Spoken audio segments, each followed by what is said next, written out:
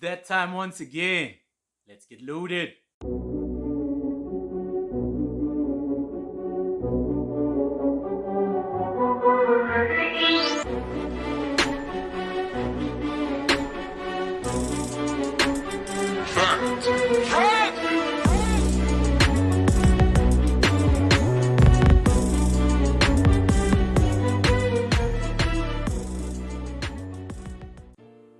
Welcome everyone. It's a Wednesday, and that means it's time for the loading zone. Thank you for tuning in once again. My name is Rebound Naming, your financial advisor's financial advisor. Do remember that these videos do not constitute financial advice and should therefore not be seen or treated as such.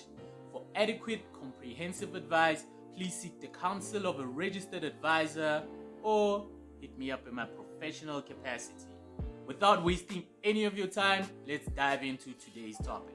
Today I want to talk about some of the things I did not know when I bought my first property. There's a few mistakes I did and a few things that I was not aware of at the time when I bought my first one. So let me give you a bit of context into what was happening in my life at the time. It was about 7 years ago, and I had been working after varsity for about 2 years. I had met the love of my life, and we had been dating for quite some time, and I had proposed and we were about to get married. During this time, she fell pregnant and we moved in together into a 2-bedroom apartment that we found on the internet. Rent was about 5.7, and this did not include electricity.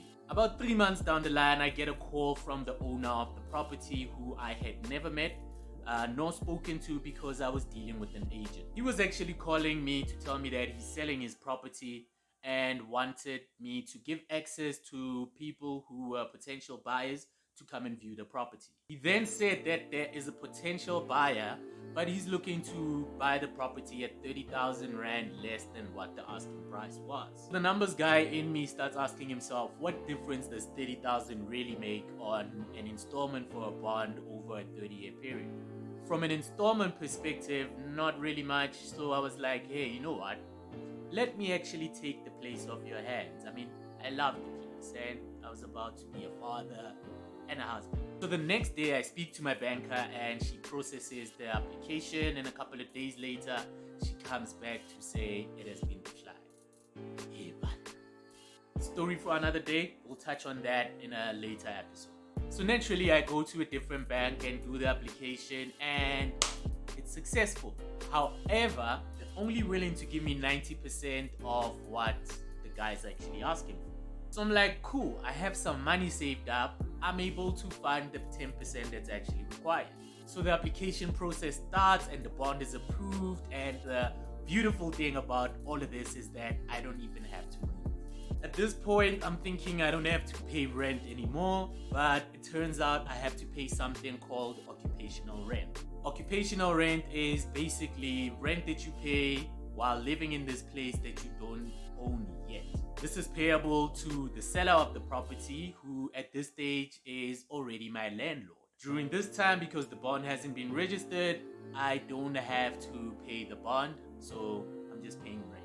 So my rent was 5,700, but the bond was gonna be 5,300, so I'm saving 400 Rand. That's a savings of 4,800 Rand per annum. And because I had been staying in this place, I was gonna pay the same amount of electricity that I had been consuming. But there were a few things that I didn't take into consideration when I got the phone call from the previous owner. Firstly, I got 2 phone calls from lawyers, and they were talking about registration and transfer costs. I don't quite remember exactly how much this cost us, but it was about 50,000 or so for the registration and the transfer of this property.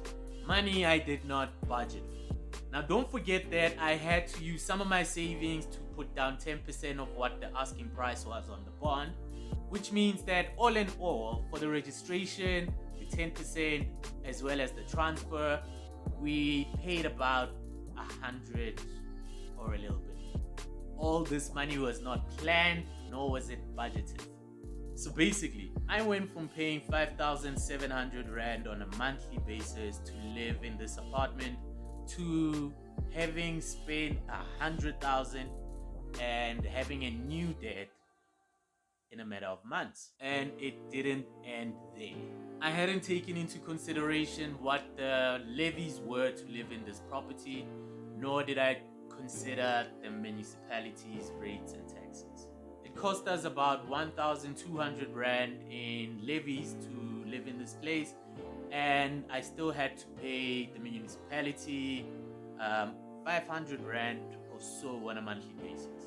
Now, let's check out the difference in my spending at the time. As you can see, I now had to adjust my monthly budget by 1,500 Rand on a monthly basis.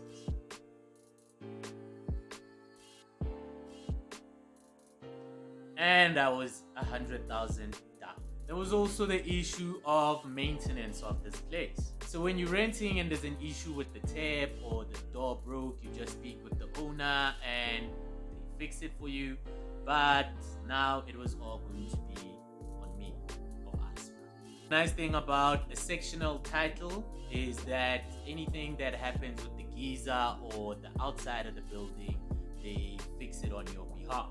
But the things that are on the inside, it will have to be on us to fix.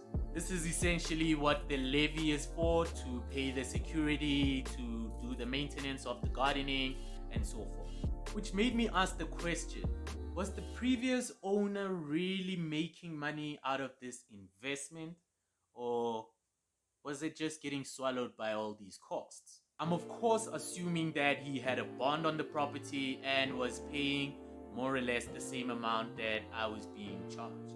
Which brings me to something else that I did not know about getting this bond, a bond originator. So what is a bond originator? A bond originator is someone who procures a bond on your behalf. They basically work with all these different financial institutions to get you the best deal that you can get on your bond. The great thing about having a bond originator is that you, as the applicant of this bond, don't have to pay the bond originator. Their services are fully free for you. They actually get paid commission by the banks themselves for bringing business to them. You, on the other hand, don't have the hassle of going to compare with different banks. The bond originator does that on your behalf, and you just have to submit supporting docs to him or her or them. In most cases, a bond originator gets you a better rate than what you would actually get if you were going to the bank yourself. Think of it this way.